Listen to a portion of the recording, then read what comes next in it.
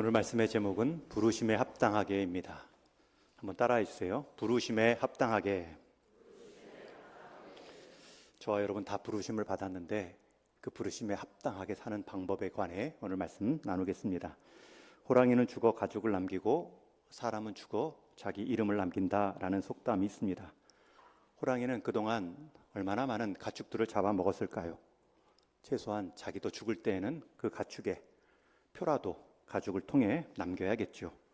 사람은 죽어 명예롭게 누군가에 기억되는 자기 이름을 남기고 싶어 합니다. 우리는 누군가 한참 머물다가 떠난 그 자리의 흔적을 보면 그 사람이 어떤 가치, 어떤 것을 중요시 여겼는가를 알 수 있습니다. 어떤 분은 좋은 향기 속에 앉았다 떠났는데도 향기가 남습니다. 향기를 중요시 하는구나. 어떤 분은 앉았다 떠났는데 복권만 남아 있습니다. 평소에 복권을 좋아하시는구나. 더 넓게는 한 인생이 살다가 떠났는데 돈만 남겨놨으면 돈만 중시 여겼다. 집만 남겨놨다면 집을 우선시했다 라고 생각할 수 있습니다. 호랑이는 가죽이라도 남겨 누군가에게 호피 코트를 제공하고 사람은 자기 이름이라도 남겨 누군가에게 기억되기를 원합니다. 우리 실제로 주변에 어떤 이름만 생각해도 입가에 미소가 지어지는 사람이 있는가 하면 그 사람 이름만 듣지 않고 글자만 봐도 흐뭇해지는 사람이 있는가 하면 어떤 이름은 듣기만 해도 기분이 상하고 한숨이 나오는 이름들도 많습니다. 요즘 그런 이름들을 뉴스 매체에서 너무 많이 보고 있습니다. 우리가 한평생 뭔가를 남길 텐데 누군가에게 어떤 것을 남길 것인가, 이게 중요합니다. 이럴 때는 항상 우리의 모범 되신 예수님을 살피셔야 됩니다.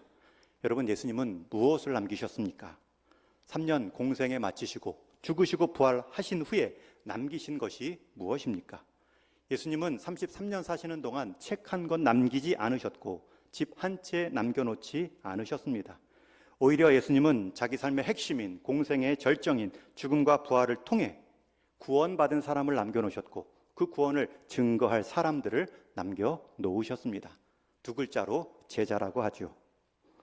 저와 여러분은 그런 남겨진 사람들입니다. 여러분, 예수님께서 남긴 대상은 사람입니다. 제자입니다. 그런데 몇 명을 남기셨죠? 12명. 그 중에 한 명은 자기 길로 가서 초대교회가 그 빈자리를 마띠아라는 새로운 제자로 채워 놓았습니다. 여러분, 예수님께서 남기신 것은 사람이다, 제자다. 중요한 우리에게 교훈이 되고요. 그런데 그 남긴 사람이 그저 12명에 불과하다라는 것은 그렇게 사람을 남기는 것이 얼마나 어려운 일인지를 또한 우리에게 교훈하십니다. 여러분, 예수님은 제자를 남기셨고 그리고 그 제자들에게 너희는 땅끝까지 가서 제자 삼으라, 또 제자를 세우라. 예수님은 명령까지 하셨습니다. 여러분, 분명히 예수님은 제자를 낳으셨고 제자를 삼으라 명령하고 계십니다. 분명히 예수님은 저와 여러분 하나님 앞에 섰을 때 물으실 겁니다. 너는 제자이냐? 그리고 너는 제자를 삼았느냐? 그런 의미로 사도 바울도 지금 제자 삼는 디모데를 향하여서 열심히 사람을 남기려고 애를 쓰고 있죠. 함께 읽은 디모데 전후서는 사도 바울이 쓴 마지막 편지입니다. 그런데 그 마지막 죽음을 앞둔 시기에, 순교를 앞둔 시기에 한 사람, 동역자, 제자를 세우고자 펜을 들어 편지를 보내고 있습니다. 그 받는 디모데의 마음은 어떠할까요? 그 한마디 한마디가 사람 세우려는, 제자 삼으려는 스승이자 동역자이자 선배인, 영적으로 아버지라 여길 만한 그 사도 바울의 사랑의 흔적을 느끼며 읽고 있겠죠. 그 중에서도 오늘 본문에는 사람을 남기고 제자 삼는 두 가지 방법을 우리에게 가르칩니다. 첫 번째 방법이 1절 상반절입니다. 우리 1절 말씀 같이 11절 말씀 읽습니다. 시작. 오직 너 하나님의 사람아, 이것들을 피하고 의와 경건과 믿음과 사랑과 인내와 온유를 따르며. 지금 사도 바울은 디모데를 향하여서 너 하나님의 사람아. 여러분, 이게 우리가 사람 세우는 첫 번째 방법입니다. 사도 바울은 지금 디모데를 향하여서 너 하나님의 사람이라 말하지 너 바울의 사람이라고 말하지 않습니다. 사도 바울은 항상 디모데를 소개할 때 내가 영적으로 낳은 아들이다 여기며 헌신했지만 너는 하나님의 사람이야. 심지어 육신의 혈육인 어머니인 유니게의 아들, 그의 할머니인 로이스의 손자, 그렇게 혈육을 통한 표현도 하고 있지 않습니다. 오직 사도 바울은 디모데를 향해 너 하나님의 사람아. 여러분, 이것은 즉흥적인 표현이 아닙니다. 만약 즉흥적으로 표현했다면 바울이 디모데를 향한 헌신이 얼마나 큰지 분명히 믿음으로 낳았고 키웠다라고 여길 정도이기 때문에 분명히 너는 나 바울의 아들이다. 그러나 디모데를 하나님의 사람아 라고 부른 분명한 의도가 있습니다. 여러분, 훌륭한 사람, 큰 인물의 후배, 자녀, 학생 이런 표현도 굉장하죠. 그러나 사도 바울은 그 정도로 디모데를 격려하는 것이 아닙니다. 오히려 나를 나되게 한, 심지어 죄인의 괴수 같은 나 같은 사람도 하나님 일꾼 삼으신 그 하나님의 은혜의 부요함을 연결시키는 데 있어서 자기 기회를 쓰고 있죠.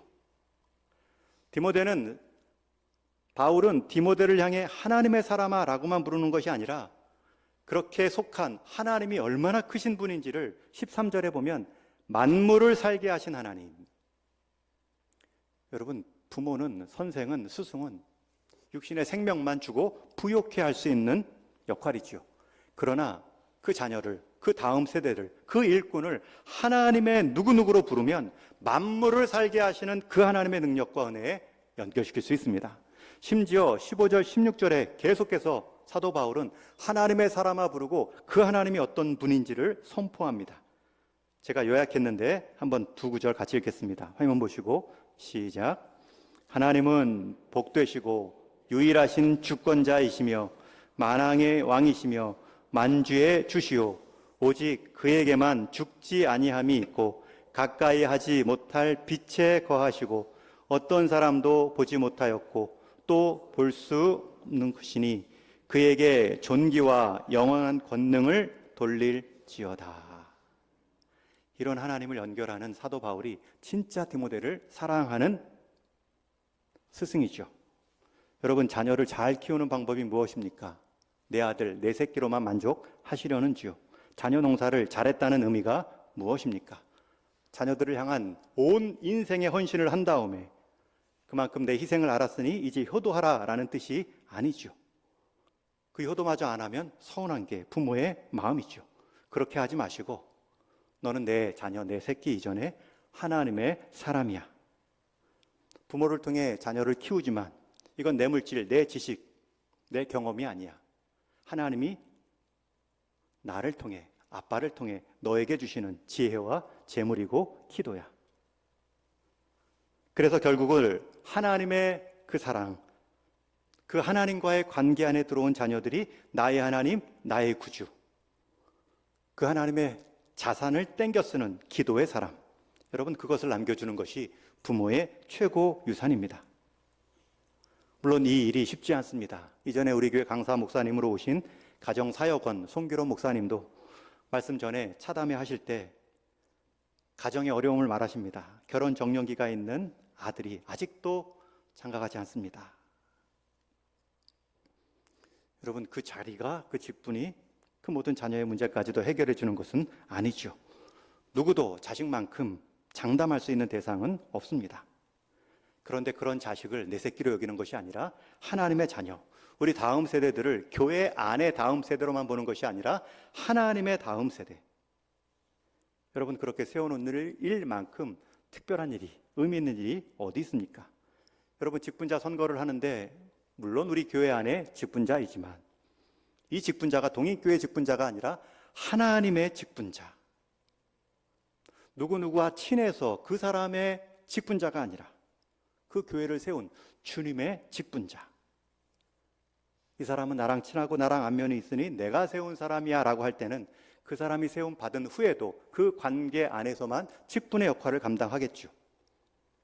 그러나 하나님의 사람, 하나님의 직분자는 그 마음이 하나님 앞에 선 마음으로 교회를 돌볼 것입니다. 여러분, 세우실 때에도 하나님의 사람으로 후보를 여기시고, 모든 대상자분들도 하나님의 사람으로, 사람의 손길을 통하지만 결국 하나님의 사람으로 나를 세웠다 믿으시고 쓰임받기를 주님의 이름으로 축원합니다. 두 번째, 사도 바울이 보여준 사람을 남기는 방법. 우리 11절 말씀 하반절에 나오는데 같이 읽습니다. 시작.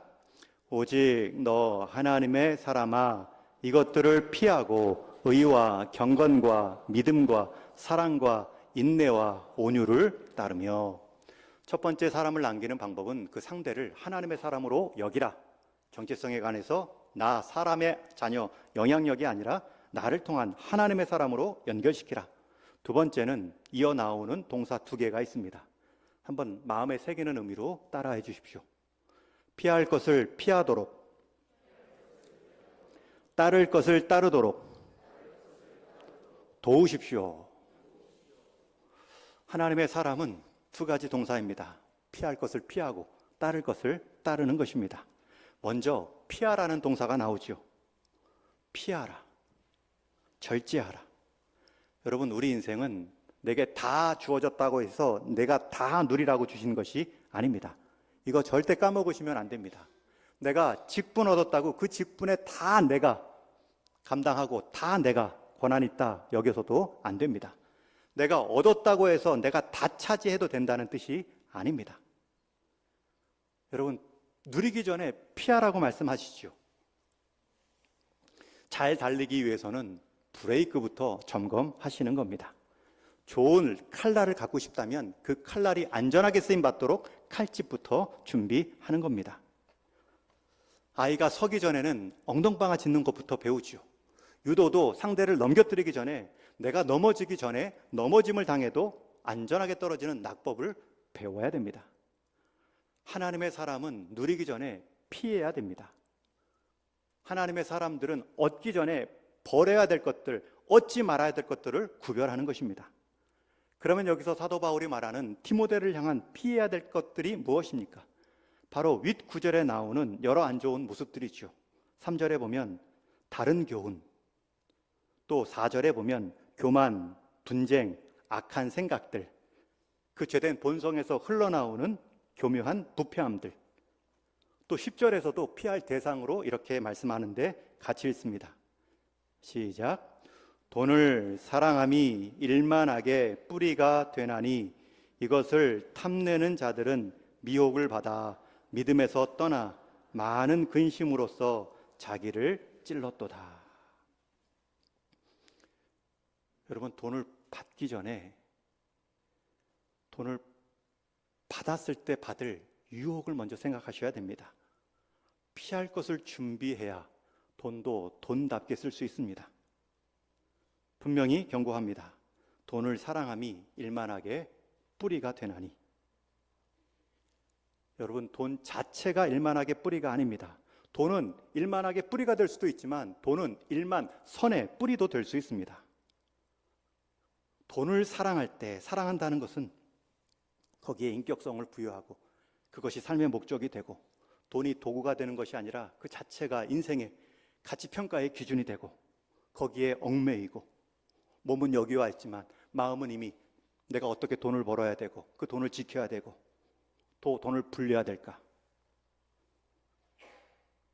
여러분, 왜 그런 유혹이 있냐면 이어지는 말씀에 이것을 탐내는 자들은 미혹을 받고, 돈을 사랑하는 인생은 미혹을 안 받을 수가 없습니다.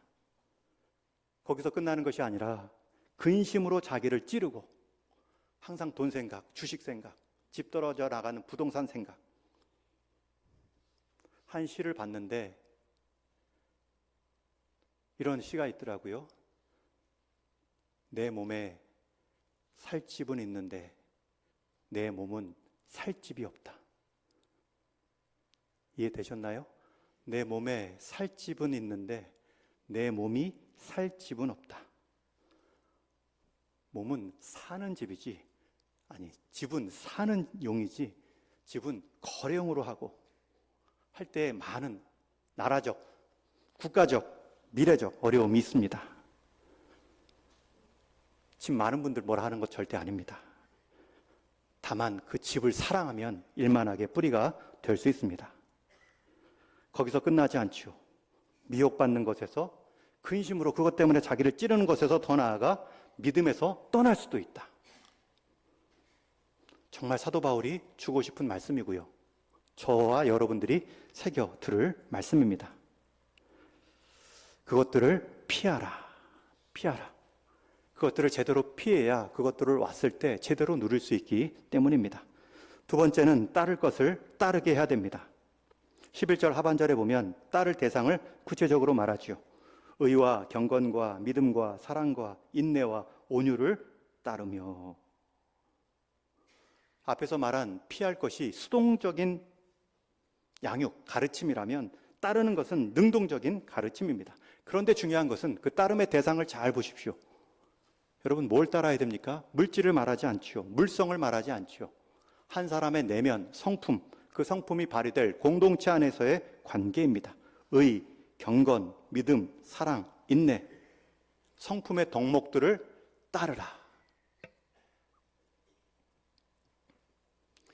분명한 우선순위가 있습니다. 여러분, 물질의 풍성함을 구하기 전에 내 성품의 풍성함을 살피십시오. 물질과 화목하기 이전에 사람 간의 화목한 기쁨을 누리십시오. 여러분, 이러한 우선순위가 우리가 먼저 피하고 따를 대상입니다. 그런데 사도 바울은 이어서 우리 인생이 피할 것을 계속 피하고 따를 것을 계속 따르는 과정이 믿음의 싸움이라고 말하죠. 우리 12절 말씀 같이 읽습니다. 시작.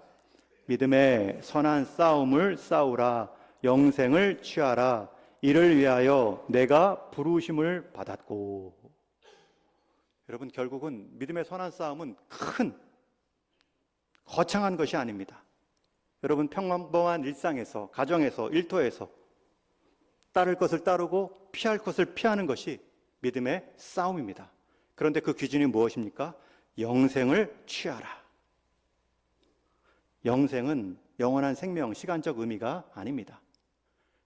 그 참 생명을 주시는 하나님과의 관계의 풍성함을 말합니다. 하나님을 의식하고 의지하고 의도하는 삶. 그 하나님의 무한함 때문에 우리의 시간적 의미도 길다라고 말하는 것이지, 영생을 안 죽고 오래 사는 것이 아니라 관계의 부요함입니다. 그러니 그것을 먼저 생각하고 그 기준으로 피할 것을 피하고 따를 것을 따르는 선한 싸움을 싸우라. 이를 위하여 내가 부르심을 받았고. 저와 여러분 부르심 받은 이유가 이 선한 싸움 때문입니다. 하나님의 사람됨을 지키기 위해 피할 것을 피하고 따를 것을 따르는 그 기준은 영생을 통해 가르는 그러한 선한 싸움에 다 부름 받았습니다. 여러분, 오늘 직분자 선거 있죠? 직분자 부름 받기 전에 나는 이 하나님의 사람의 부르심이 있는가, 이것부터 확인하십시오. 여러분, 가정에서, 일터에서 여러분의 부름의 자리가 있습니다. 가정 안에서의 직분이 있고 일터 안에서 직분이 있죠. 그러나 그 이전에 우리는 하나님 앞에서 하나님의 사람의 자리가 있습니다. 이 영생의 선택 기준이 결국 우리 인생을 부유하게 만듭니다. 한 사람에게 영향을 미치고 내 삶을 통해 누군가를 남길 수 있는 사람으로 바뀌어집니다. 여러분, 내가 남길 수 있는 사람은 내가 성숙한 만큼, 내가 잘한 만큼 보여주고 그 수준을 결정할 수 있습니다. 따르는 자는 이끄는 자의 수준을 넘어설 수 없다는 것처럼 여러분들은 저를 따라오셔야 되고 저는 여러분들과 항상 앞서가도록 애를 쓰는 모습이 귀한 모습입니다. 사도 바울은 이 기준으로 영생의 풍성함을 디모데에게 권면하고 있습니다. 여러분, 영생이라는 것, 하나님과의 관계의 부요함이라는 것, 아까 사도 바울이 말했던 그 무한함, 그 하나님의 자원함, 자원의 풍성함, 하나님을 믿는다는 것이 무엇입니까? 내가 생각한, 규정한 하나님을 내 삶의 필요에 따라 끌어오는 것이 아니라 성경에서 보여주는 하나님의 그 풍성함 속에 내가 들어가는 것이 신앙입니다. 오늘날 이 영생에 대한 관점, 기대, 바램이 사라지고 있습니다. 영생을 말하고 영원한 하나님과의 관계의 기쁨을 말하며 간증하고 대화하는 그 성도의 수가 줄고 있습니다. 그것을 기도하거나 찬송하는 모습도 잘 보이지 않지요. 그러나 사도 바울은 이것이 부르심에 합당하게 사는 삶, 선한 싸움을 이길 수 있는 삶의 기준으로 영생을 취하라 말씀하고 있습니다. 저는 우리 모든 직분자를 세우거나 그 대상자에 해당하는 모든 분들이 이 영생의 취함, 영생을 먼저 생각하는 기준을 가지고 피할 것을 피하고 따를 것을 따름으로 하나님의 사람이 되어 하나님의 사람을 세워가는 직분의 은혜가 있기를 주님의 이름으로 축원합니다. 이제 말씀을 정리합니다. 이 영생의 부요함을 맛본 사람은 세상의 그 어떤 유혹에도 이 영생의 자리를 포기하지 않습니다. 왕이 된 사람은 왕관이 무겁다 말하지 않습니다. 별이 된 사람은 그 흑암의 외로움을 탓하지 않습니다. 보석을 가진 사람은 예쁜 돌과 싸우지 않고요. 왕궁 안에 사는 사람은 내가 잠시 놀다 무너진 모래성 하나 때문에 마음 흔들리지 않습니다. 영원한 생명을 경험한 그 하나님을 맛본 인생은 아무것도 이 땅의 것이 없다 할지라도 이미 모든 것을 가진 부유한 자라 말할 수 있습니다. 그러나 하나님을 믿는다 하지만 이 영생의 가치를 깨닫지 못하고 하나님 모르는 사람들과 똑같이 경쟁하고 그들보다 더 많이 가졌다 할지라도 하나님 앞에서는 가장 적은 인생이 될 수 있습니다. 하나님은 반드시 저와 여러분에게 한 가지는 질문할 것입니다. 우리 주님만큼은 점검하실 거예요. 왜냐하면 주님도 사람을 남겼고 우리에게 사람 남기라 명령하셨기 때문에 저와 여러분 다 주님 앞에 서면 분명히 이 질문 받을 것 같아요. 너 사람 남기었니? 너가 남긴 사람의 이름 좀 대어 보아라. 호랑이는 가죽을 남기고 너는 내 인생 내 이름만 남기지 말고 너 때문에 위로받은 사람, 너 때문에 나에게 한 걸음 더 온 사람, 너 때문에 말씀의 용기를 얻은 사람이 있으면 말해보아라. 너 많이 일했는데 너를 위해서만 한 일 말고 나의 사람, 하나님을 세우는 일 가운데 행한 그 일, 그 사람을 나에게 말해주어라. 주님은 그 사람을 남기는 일에 한평생 공생애를 사셨습니다.